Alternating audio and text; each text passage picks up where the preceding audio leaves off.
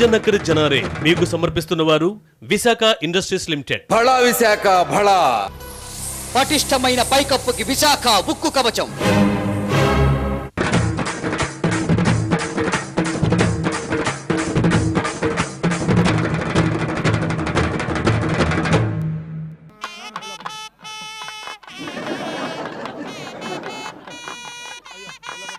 వాళ్ళ దగ్గరికి వస్తున్నట్టు అన్ని రెడీ చేసిర్రా? అన్నీ రెడీ అయినాయి.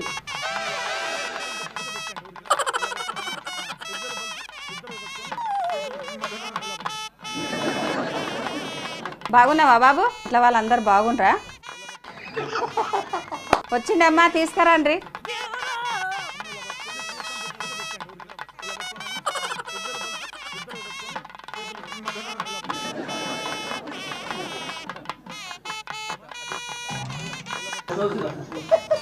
చెప్పు బిడ్డ, ఎట్లుంది? చెప్పు నాయనా, ఎట్లుందో? కొద్దిగా ఘాటు. నచ్చినట్టేగా? అబ్బా, ఈ పిల్లని తీసుకపోరు ఇంట్లోకి.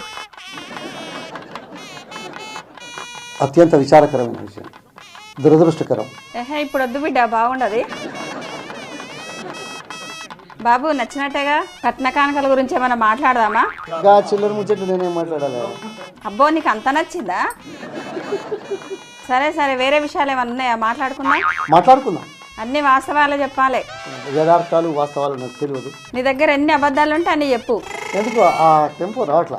అబ్బా, నువ్వు చెప్పే అబద్ధాలకు కూడా టెంపో కావన్నా? ఆత్మగౌరవం ఎక్కడ పోయిందే? నువ్వేటో చేస్తున్నావు, నేనే ఇంట్లో తీసుకుపోమన్నా. ఇది ప్రజాస్వామ్య పద్ధతి కాదని భావిస్తున్నా. ఏమిట్లకేం లేకముందుకే నువ్వు కళ్ళు మూయవాడుతుంది. మనం అందరం ఒక్కటవుదాం. సరే బిడ్డ, మీ పెద్ద మనుషులను కూడా ఒకసారి రమ్మను, మాట్లాడుకుందాం. సరే నాయన, మాట్లాడుకుందాం. దాందేముంది?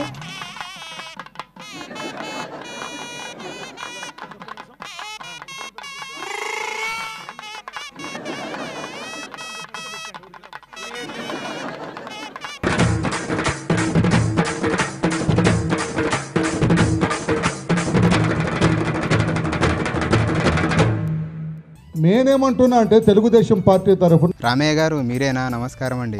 సార్ నమస్కారం అండి. చెప్పండి సార్, ఏంటి విశేషాలు? ఓపెన్ అప్ అంటే ముసుగు తీయండి. ఇప్పుడు తీస్తే నువ్వు మాట్లాడవు సార్, అందుకే తీస్తలేదు. ఏమి జరిగింది? ఏం లేదులే, చివరిలో చెప్తా. నేను ఎవరో గుర్తుపట్టు చూద్దాం. గౌరవనీయులైన మంత్రి ధర్మాన ప్రసాదరావు గారు. కాదు. సిగ్గుచేటు మంత్రి గారు. అబ్బా, ఆయన కాదులే, నేను ఎవరో కరెక్ట్ చెప్పు. సబితా ఇంద్రారెడ్డి గారు, గౌరవ హోంమంత్రి గారి. అస్సలు కాదు. ధర్మాన గారు, మోపిదేవి గారు, సబితా ఇంద్రారెడ్డి గారు. కానే కాదు. బయటపడండి. నో ఛాన్స్, ముందు నువ్వు గుర్తుపట్టాల్సింది. గౌరవ ముఖ్యమంత్రి వర్య. నవ్వుతారండి సార్. మీరు తప్పుగా చెప్పారని నవ్వుతున్నా. నేను ఎవరో చెప్పండి. ఏమయ్యా చంద్రబాబు గారు? అయ్యో రామయ్య, ముసుగు తీయండి. ఇప్పుడే తీస్తే మజా ఉండదులే కానీ నువ్వే గుర్తుపట్టాలి. మన గౌరవనీయులైన పిసిసి అధ్యక్షులు, మంత్రివర్యులు. నేను మద్యం కుంభకోణం చేసేలా కనిపిస్తున్నాను. అప్రూవర్లుగా మారండి. నువ్వు ఓడిపోయావని చెప్తే మారుతాం. మీకేముందా? మాకుంది కానీ నీకు ఉందా లేదా చెప్పు. మీకు తెలియదా విషయం? అవును, ఉంటే నేను ఎవరో ఈ పాటికే గుర్తుపట్టేవాడు. ముసుగు తీయండి, బయటపడండి. పడమంటావా? అయితే సరే.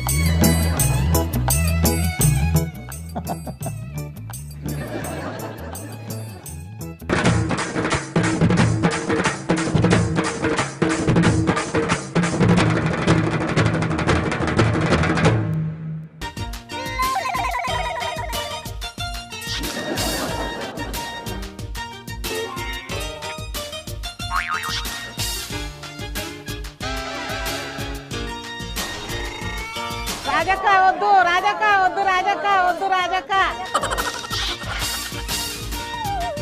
రాజక్క, నీకేం బాధ వచ్చింది? దిగు, నేనున్నా కదా. రాజక్క ఏమంటుందేందక్క? ఆడికి ఎక్కి దుంకుతుందట కిందికి.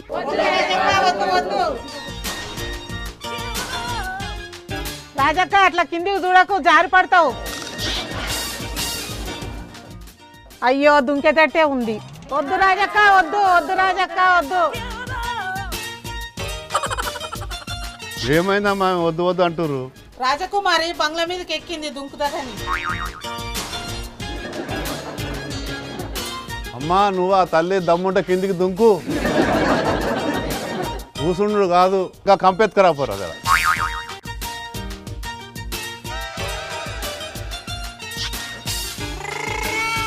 ఇప్పుడు దుంకు ఇలా మేము ఆడికి రాము ఇంకా ఖచ్చితంగా దుంకిల్లా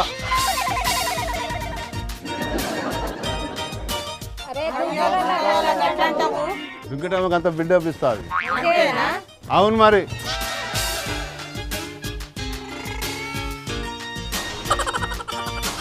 దుంకుతావా గంగాబాబు విలువాలనా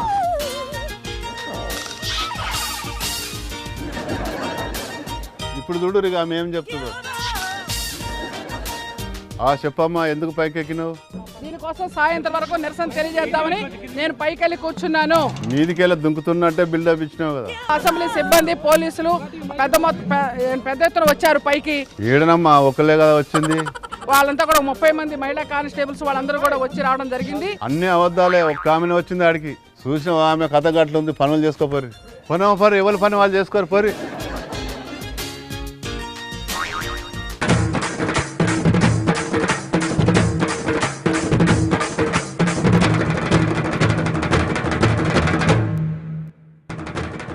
జజ్జనకర్ జనారే మీకు సమర్పించిన వారు విశాఖ ఇండస్ట్రీస్ లిమిటెడ్. బళా విశాఖ బళా. పటిష్టమైన పైకప్పుకి విశాఖ ఉక్కు కవచం.